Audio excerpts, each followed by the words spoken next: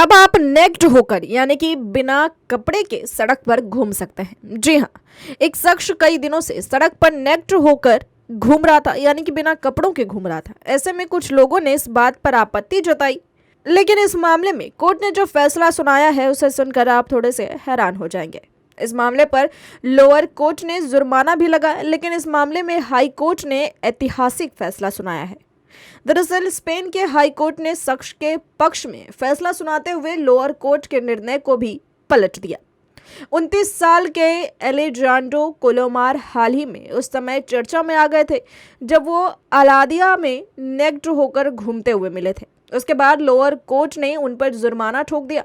एलेजांड्रो ने अपना पक्ष रखते हुए कहा था कि वह उनकी स्वतंत्रता का हनन है। हैरानी की बात यह रही थी कि वो लोअर कोच में भी केवल जूते पहनकर पहुंचे थे। उस दिन भी उन्होंने कोई कपड़ा नहीं पहना था।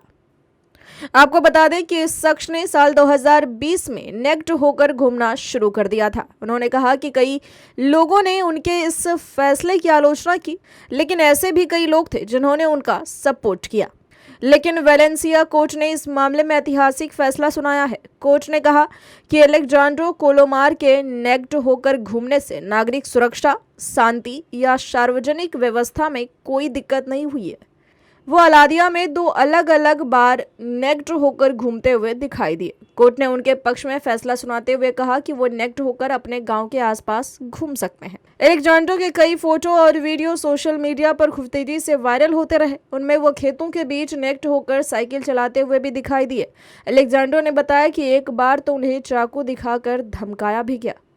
आपको बता दें कि स्पेन में न्यूडिटी कानूनी तौर पर वैध है। स्पेन में पब्लिक न्यूडिटी 1988 से कानूनी तौर पर वैध किया गया।